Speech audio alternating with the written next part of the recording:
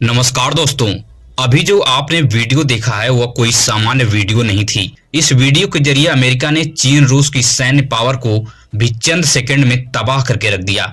दरअसल अमेरिका चीन और रूस के एयर डिफेंस सिस्टम को चंद मिनट में ध्वस्त कर दिया। सख्त सुरक्षा और हथियारों के बीच वेनेजुएला के राष्ट्रपति निकोलस मादुरो को भी अमेरिका उठा ले गई। अब मैं आपको बता दूं कि पूरा ऑपरेशन महज 30 मिनट तक ही चला।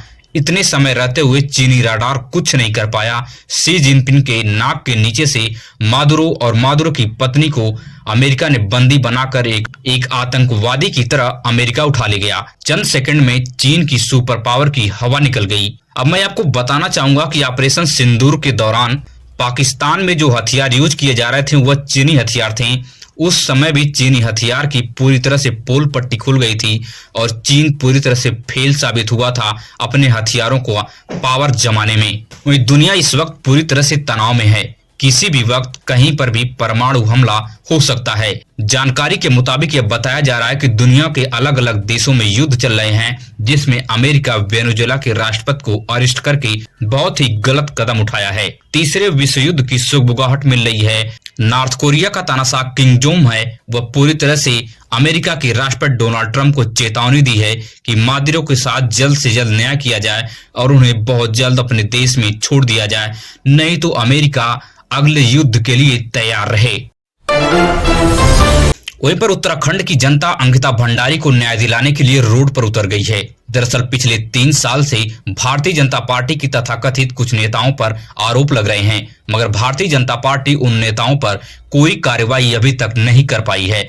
ऐसे में बड़ा सवाल खड़े हो रहे हैं कि भारतीय जनता पार्टी अपराधियों को क्यों बचा रही है। उस रिजॉर्ट में एक रिसेप्शन पर काम कर रही थी। उनके साथ गलत काम करने के इरादे से कुछ नेताओं ने अपने मन को रखा, लेकिन अंकिता भंडारी उनके मन मुताबिक काम नहीं किया, जिसकी वजह से उसी रिजॉर्ट में मौजूद उनकी हत्या कर दी गई। मगर कुछ नेताओं को बचाने के लिए पूरी बीजेपी की कायनात इकट्ठा हो गई है। इतने विरोध के बाद भी कोई एक्शन नहीं लिया जा रहा है।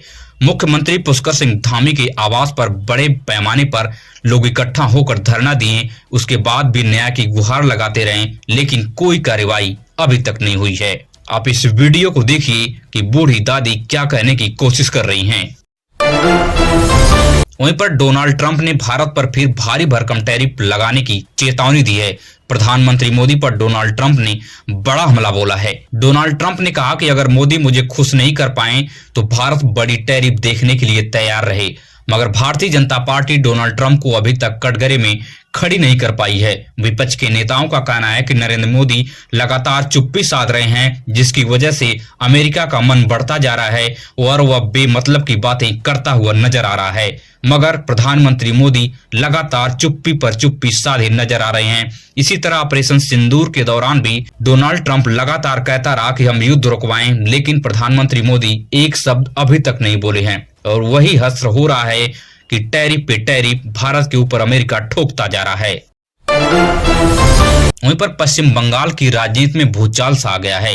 ममता बनर्जी पश्चिम बंगाल की जनता के बीच में जाना शुरू कर दिया है और वहां से बड़ी बड़ी रैलियां करके हुंकार भर रही हैं। दरअसल चुनाव आयोग के भड़कने के बाद ममता बनर्जी सीधे जनता के बीच में जा रही हैं। उनका कहना है कि चुनाव आयोग पूरी तरह से भारतीय जनता पार्टी के साथ गठजोड़ कर चुका है और वह भारतीय जनता पार्टी को चुनाव में फायदा पहुंचाने की वह हर कर्म कर रहा है जो उसको करना नहीं चाहिए। यकीन मानिए अगले 4 महीने पश्चिम बंगाल की राजनीति में बहुत बड़ा उलटफेर होने वाला है।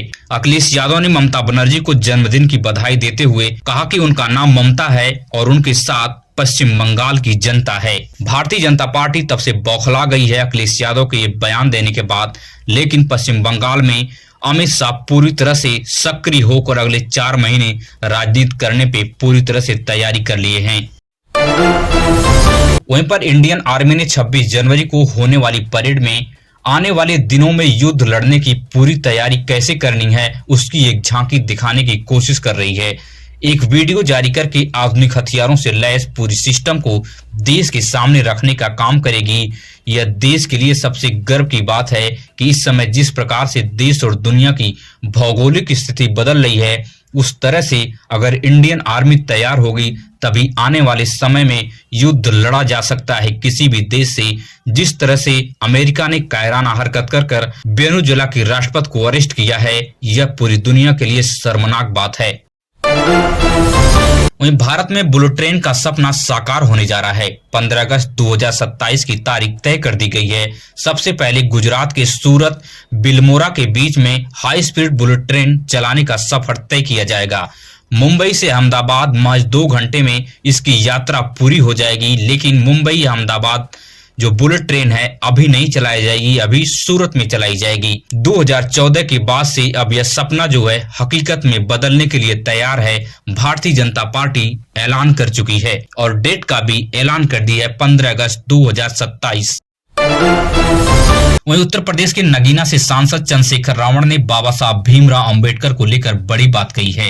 चंद्रशेखर ने कहा कि अनिल मिश्रा जैसे लोग भीमराव अंबेडकर की प्रतियां जला रहे हैं, उनके गुर्गे भीमराव अंबेडकर जी का विरोध कर रहे हैं, जिन्हें पूरी दुनिया भारत के संविधान निर्माता और गरीब गुर्गों को हक और अधिकार दिलाने वाले के रूप में स्वीकार किया है, उसे अनिल मिश्रा जैसे लोग बदनाम करने की कोशिश करते हैं। वहीं पंजाब से दर्दनाक वीडियो सामने आ रही है। दरअसल पंजाब के मुख्यमंत्री भगवंत मान के सर पर चढ़ के गुंडे खुलेआम गोली चला रहे हैं। शादी समारोह में मौजूद सरपंच के सर में खुलेआम बदमाशों ने गोली मार दी। आप इस वीडियो को देखिए और वीडियो देख के आप खुद समझ सकते हैं कि पंजाब में किस तरह से गुंडों का बोलबाला है। मगर आम आदमी पार्टी की सरकार गुंडों को कंट्रोल करने में नाकाम साबित हो रही है। वहीं फ्लाइट में मोबाइल चार्ज करने वाले सावधान हो जाएं। अपने साथ आप पावर बैंक कभी भी लेकर अब न जाएं। अगर आप पावर बैंक लेकर पकड़े जाएंगे तो आपके ऊपर बड़ी कार्रवाई होगी। सरकार आपको जेल तक भेज सकती है।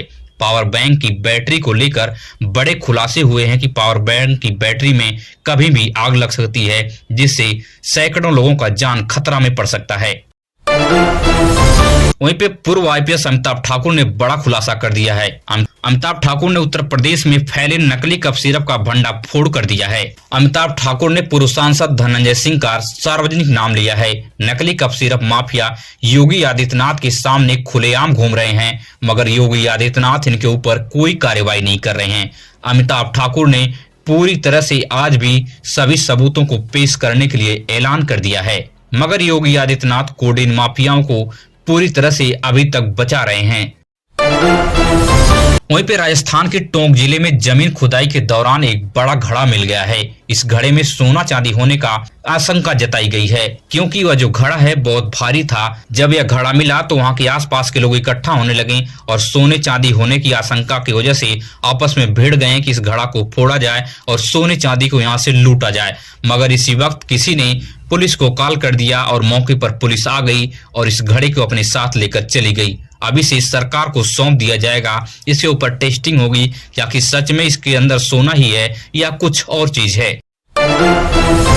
अगर आप देश और दुनिया से बड़ी खबरें देखने में दिलचस्पी रखते हैं तो हमारे इस चैनल को फ्री में सब्सक्राइब कीजिए। मिलेंगे इसी तरह से नई वीडियो में नई सूचना के साथ। धन्यवाद।